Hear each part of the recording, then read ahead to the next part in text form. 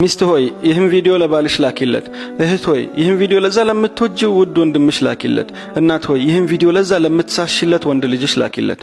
ቢስሚላህ ነቢዩ አለይሂ ሰላቱ ወሰላም ወንድ ልጅ ሆኖ ያለ በቂ ዑዝር ያለ በቂ ሸሪዓዊ ምክንያት ፈርድ ሰላቶችን በተደጋጋሚ ቤት ውስጥ የሚሰግድን ወንድ ምን ያህል እንደተጸየፉት በዚህ ሐዲስ መረዳት እንችላለን። አቡ ሁረይራ በዘገበው ሐዲስ ነብዩ ሰለላሁ ዐለይሂ ወሰለም ይላሉ ለቀድ ሀመምቱ አን አእሙረ ቢሰላቲ ፈቱቃም ثم آمر برجل فيؤم الناس ثم انطلق إلى بيوت لم يحضروا الصلاة فأحرق عليهم بيوتهم أو كما قال صلى الله عليه وسلم እንደው አሰብኩኝ ተመኘሁኝ ይላሉ ነብዩ ሰለላሁ ዐለይሂ ወሰለም ፈርድ ሰላት በጀማዓ መስጂድ በሚሰገድ ሰዓት በኔ ቦታ አንድ የሚያሰግድ ሰው ተክቼ በዛው ተመሳሳይ ሰዓት በየቤቱ እየዞርኩ ማጣራትን ተመኘሁም።